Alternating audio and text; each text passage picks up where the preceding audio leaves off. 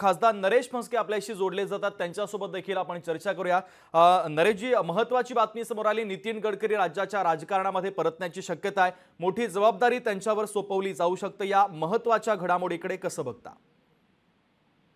गडकरी साहेब सुद्धा फार मोठे नेते आहेत, देशाच्या विकासामध्ये सुद्धा त्यांचा फार मोठा वाटा आहे। येणाऱ्या प्रत्येक नेत्याचं महाराष्ट्रामध्ये स्वागतच आहे। फडणवीस साहेब यांच्या जोडीला गडकरी साहेब येणार असतील तर नक्कीच त्यांचं स्वागत आहे। अगदी नरेशजी, तुम्ही असेच आमच्यासोबत जोडलेले राहा। राष्ट्रवादी शरदचंद्र पवार पक्षाच्या नेत्या विद्याताई चव्हाण देखील आपल्यासोबत जोडल्या जातात, त्यांच्यासोबत देखील आपण चर्चा करूया। विद्याताई, नितीन गडकरी यांचं राज्याच्या राजकारणामध्ये कमबॅक होण्याची शक्यता आहे, महत्त्वाची जबाबदारी त्यांच्यावर दिली जाऊ शकते।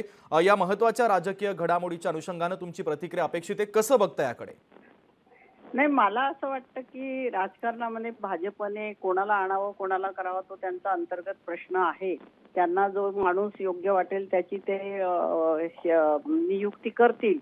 परंतु ज्यावेळेस पहिल्यांदा 2014 मध्ये देवेंद्र फडणवीस मुख्यमंत्री झाले तेव्हा माझ्या ऐकिवात असं आहे की तेव्हा गडकरी साहेबांना मुख्यमंत्री व्हायची खूप इच्छा होती, परंतु फडणवीसांसारखा नवीन चेहरा त्यांनी दिला आणि त्यांच्यावर खूप विश्वास ठेवला।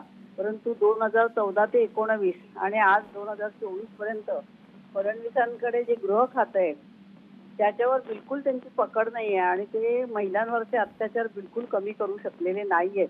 त्यांनी फक्त पक्षीय राजकारण करण्यामध्येच वेळ घालवला आहे, लोकांसाठी काहीच केलेलं नाहीये आणि त्यांच्या अपयशाचं खापर हे त्यांच्यावरती एक दिवस फुटणारच होतं। त्याप्रमाणे एखाद वेळेस केंद्रीय नेतृत्वाने जर काही बदल करायचा ठरवला असेल तर त्यांच्या पक्षासाठी ते चांगलं राहील असं त्यांना वाटत असेल। आणि नितीन गडकरी फ्रेश आहेत, त्यांच्यावरती काय तसे फारसे म्हणजे विकास पुरुष असं म्हणता येईल त्यांना। विद्याताई, शिवसेनेचे खासदार नरेश म्हस्के सर देखील आपल्यासोबत जोडलेले आहेत। नरेशजी, विद्याताईंनी सांगितलं की गृह खात्याचं जे अपयश आहे ते देखील त्यांनी म्हटलेलं आहे, तुम्हाला त्यांचं हे महत्त्वाचं वक्तव्य पटतंय का? बघा, कोण कुणाबद्दल काय आरोप करतंय, खरंच आश्चर्याचा धक्का आहे। मी काही याविषयी जास्त बोलणार नाही। आपण इतिहास पाहिलेला आहे, इतिहास ऐकलेला आहे आणि विद्याताई महिला अत्याचारासंदर्भात बोलतायत म्हणजे फार मोठं जगातलं हे 8वं आश्चर्य असेल। मी जास्त काही बोलणार नाही। फडणवीस साहेब फार मोठे नेते आहेत, महाराष्ट्राचे मुख्यमंत्री राहिलेले आहेत, आता गृहमंत्री आहेत आणि स्त्रियांवरती अत्याचारासंदर्भात विद्याताईंनी तरी बोलू नये असं मला वाटतं। मला जास्त काही बोलायचं नाही या विषयावर, परंतु विद्याताईंनी पण आरोप करताना जेव्हा दुसऱ्याकडे आपण बोट करतो तेव्हा 4 बोटं आपल्याकडे याचं सुद्धा त्यांनी लक्ष ठेवावं। याचं उत्तर आपण विद्याताईंकडूनच घेऊ। विद्याताई, काय वाटतंय?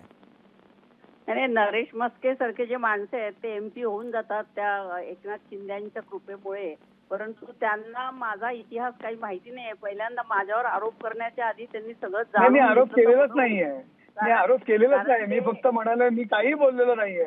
आपण का स्वतःवर घेताय? काय झालेलं आहे का आपल्या हातून? आपल्या हातून काय झालेलं आहे का? खासदार झाला तरी आपल्या हातून काही महिलांवर अत्याचार झालेले आहेत का? स्वभाव जो जात नाहीये आपल्या हातून काही, मी काही तुमच्यावर काहीच आरोप केलेला नाहीये। मी आपल्यावरती आरोप केलेलाच नाहीये।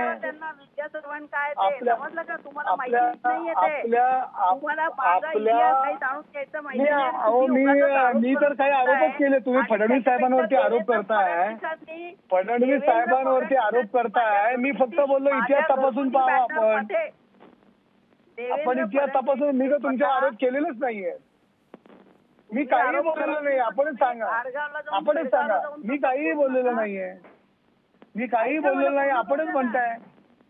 मला मी काय कशावरती बोलताय आपण? विद्या चव्हाणांनी काय अत्याचार केले ते बोलावं ना तुम्ही। तुमची हिंमत नाही। कुठे म्हणताय? तुम्हीच सांगताय, तुम्हीच सांगताय। तुमच्यावर वैयक्तिक आरोप केलेलेच नाहीयेत। अहो, आपण देवेंद्र फडणवीसांबद्दल आरोप करताय, आपण पण विचार करून बोल करा कोणावरती आरोप करताना।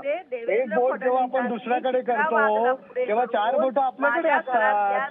9 वर्षाच्या नातीला त्रास देण्याचं काम मी नाही बोललेलो नाहीये, माझ्यावरती मी काहीच बोललेलो नाहीये, मी काहीच बोललेलो, आपणच सांगताय।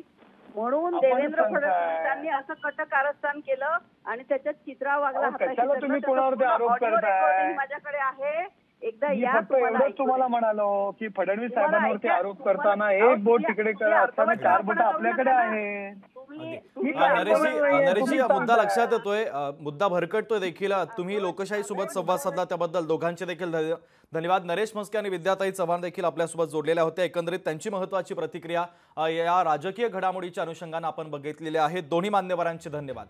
तर महत्वाची बातमी आपण पाहतोय, नितीन गडकरी आता महाराष्ट्राच्या राजकारणामध्ये परतण्याची शक्यता आहे. तर महत्वाची बातमी आपण पाहतोय, सर्वाधिकार मिळाले तर सक्रिय होण्याची गडकरींची तयारी असल्याचं सूत्रांनी म्हटलं. आता गडकरी या प्रस्तावाच्या संदर्भात काय निर्णय घेतात हे पाहणं देखील तितकंच महत्वाचं आहे.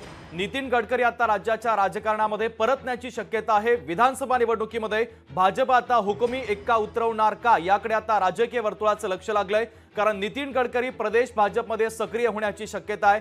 भाजपमध्ये संघटनात्मक उलथापालथी होण्याची शक्यता देखील आता वर्तवण्यात आलेली आहे. तर गडकरी महाराष्ट्रामध्ये आल्यावर दिल्लीमध्ये कोण जाणार या संदर्भातला प्रश्न देखील आता महाराष्ट्र भाजपमध्ये उपस्थित होतोय. ग्राफिकच्या माध्यमातून आपण पाहूयात नितीन गडकरींचा राजकीय प्रवास. नितीन गडकरी महाराष्ट्रामध्ये 5 वर्ष रस्ते विकास मंत्री होते. विधान परिषदेमध्ये त्यांनी भारतीय जनता पक्षाचं ठामपणे नेतृत्व देखील केलेलं आहे. तर 2009 ते 2013 मध्ये भाजपचे ते राष्ट्रीय अध्यक्ष देखील राहिलेले आहेत. महत्वाची भाजपची जबाबदारी देखील त्यांनी पार पाडलेली आहे. सलग 3 टर्म केंद्रामध्ये रस्ते विकास मंत्री म्हणून त्यांचा कार्यकाळ देखील राहिलेला आहे. तर गडकरींची देशामध्ये रोडकरी अशी एक ओळख देखील आहे. रस्त्यांच्या कामांच्या संदर्भात त्यांनी विक्रम देखील केलेला आहे. भाजपचा महाराष्ट्रातला अतिशय प्रभावी चेहरा आणि उत्तम आणि दांडगा जनसंपर्क असलेलं नेतृत्व म्हणून नितीन गडकरींकडे बघितलं जातं.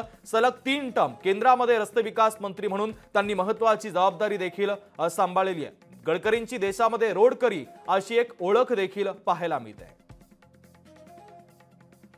तर एकंदरीत नितीन गडकरींचा हा राजकीय प्रवास देखील आपण पाहिलेला आहे. ज्यावेळेस नितीन गडकरी यांच्याकडे हा प्रस्ताव जाईल त्यावर नितीन गडकरी आता ग्रीन सिग्नल देतात का, ते या संदर्भात महत्वाचा निर्णय घेतात का, हे पाहणं देखील तितकंच महत्वाचं आहे. राज्यात भाजपच्या मदतीसाठी आता केंद्रीय मंत्री नितीन गडकरी सक्रिय व्हावे अशी देखील अनेक कार्यकर्त्यांची आणि पदाधिकाऱ्यांची इच्छा देखील आहे. राष्ट्रीय स्वयंसेवक संघानं भाजपच्या केंद्रीय नेतृत्वाला ही सूचना दिल्याची माहिती आपल्याला सूत्रांकडून मिळते आहे.